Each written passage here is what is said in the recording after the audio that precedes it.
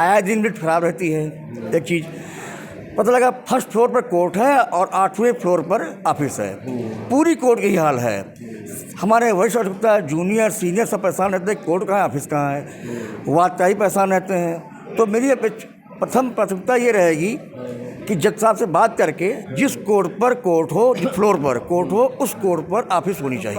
आंदोलन को नकारा नहीं जा सकता है, उसमें मेरी सबसे अग्रणी भूमिका रहती है, रही है, रहेगी, रहती है। उसके लिए मैं डरने वाला नहीं। हड़ताल करता है, लेकिन ये नहीं, ऐसा नहीं कि अधिवक्ता जानबूझ के, हम रोज़मर्रा कमाने आते, खाने आते हैं, जूनियर रखता है। हड़ताल कोई जानबूझ के नहीं होती। जब समस्या आती है, कोई अधिवक्ता मारा जाता है, किसी घर कब्जा होता है, पुलिस प्रशासन नहीं सुनता है, तो अधिवक्ता हड़ताल भी जाता है। कोई हम लोग शौक नहीं लगी हड़ताल। नमस्कार। अधिवक्ता संघ चुनाव अयोध्या में सरगर्मियां बढ़ गई हैं। 6 और 8 दिसंबर को नामांकन होना है और 17 को चुनाव होना है, 18 को काउंटिंग होनी है। हमारे साथ हैं अध्यक्ष पद के प्रत्याशी सूर्य नारायण सिंह। आपका बहुत लंबा सफ़र रहा है कचहरी में, उम्र तो कम है, हालांकि 25 वर्ष की ही वकालत हुई, लेकिन कम से कम आधा दर्जन पद आप लेने जा रहे हैं अकेले। सर, इतना सब कुछ आप ही ले लेंगे?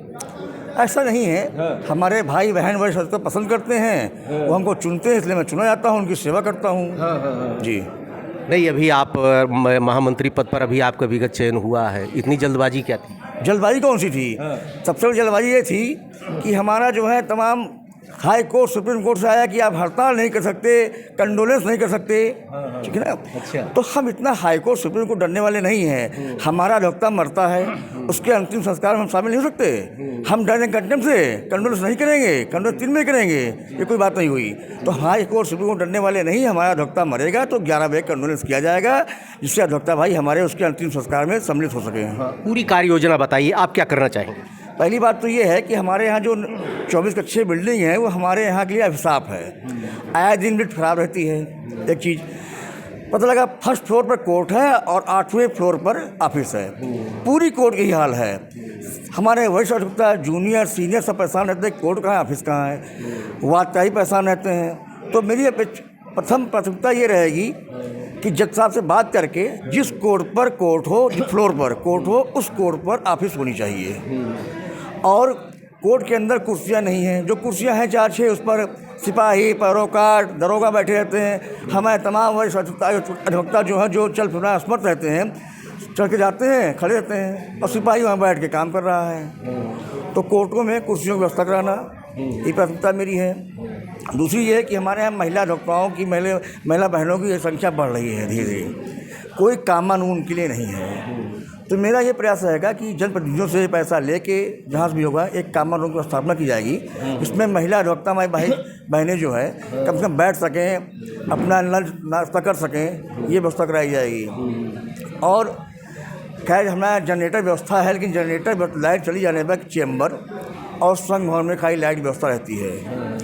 तो ये भी जो है जनप्रतिनिधियों से पैसा लेके प्रयास करके कुछ संघ से, कुछ उनसे सोलर पैनल की व्यवस्था कराई जाएगी, जिससे गर्मियों में सारे अधिवक्ताएं सड़ों में लाइट जाने के बाद सुचारू रूप से पंखा चल सके। जी जी। अधिवक्ताओं के आंदोलन में क्या भूमिका होगी? अधिवक्ताओं आंदोलन को नकारा नहीं जा सकता है, उसमें मेरी सबसे अग्रणी भूमिका रहती है, रही है, रहेगी, रहती है। उसके लिए मैं डरने वाला नहीं हूँ। चूँकि यहाँ एक अधिवक्ता ज्ञानेंद्र सिंह मरे थे यहाँ, तो यहाँ कंडोलेंस हुआ था, उसमें मिस्टर सर्वेश पाणे जिला जज थे, उन्होंने कंटेम्प्ट किया था। तो हम कंटेम्प्ट झेल चुके हैं, तो हम कंटेम्प्ट तो झेलने डरने वाले नहीं हैं। अधिवक्ता हित मेरे सर पर है, चाहे मेरी जान है, चाहे चली जाए।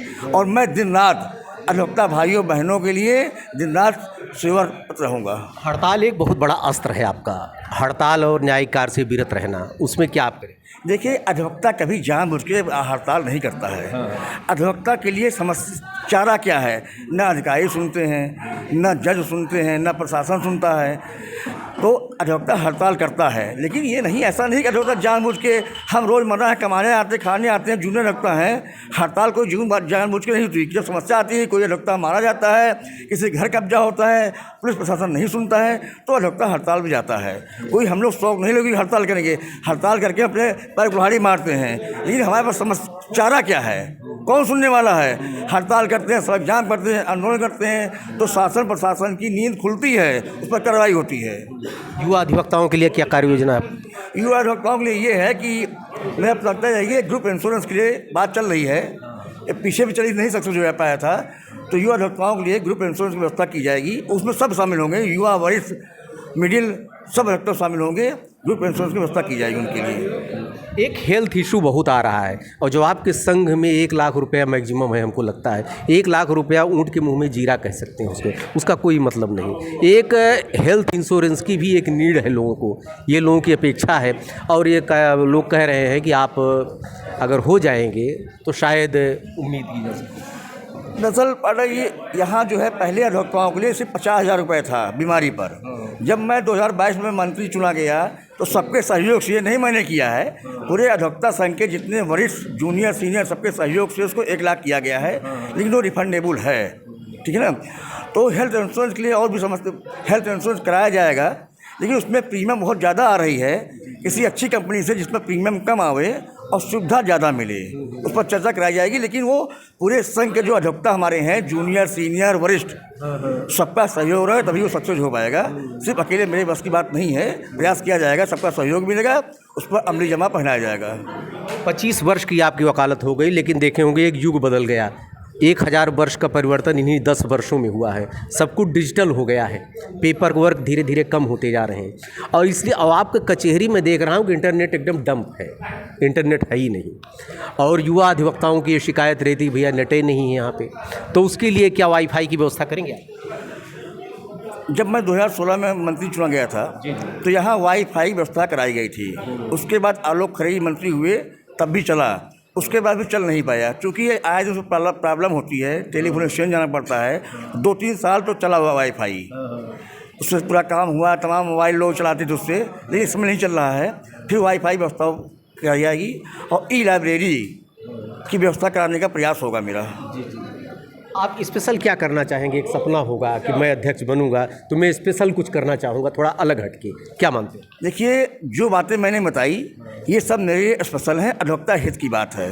जो भी कार्य अधिवक्ता हित के रहेगा, जो हमारे वरिष्ठ अधिवक्ता, जूनियर, सीनियर, भाई बहन जो भी हमें राय देंगे, उसको साकार करने का प्रयास करूँगा मैं।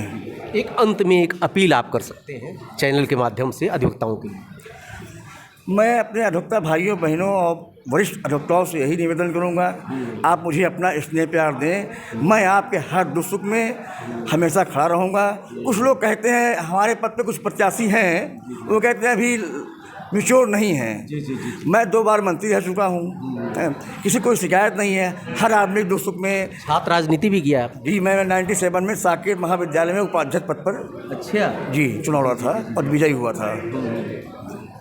आप हैं सूर्यनारायण सिंह, युवा हैं और अभी तक जितनी कार्य योजना इन्होंने बताया, अब देखना ये है कि जीतने के बाद अपना जो आज वादा कर रहे हैं, चूँकि ये नेट पर अभी अपलोड हो जाएगा, अपने वादे पर कितने खरे उतरते हैं। देखते रहिए अयोध्या दर्पण। धन्यवाद आपको, नमस्कार। ठीक है।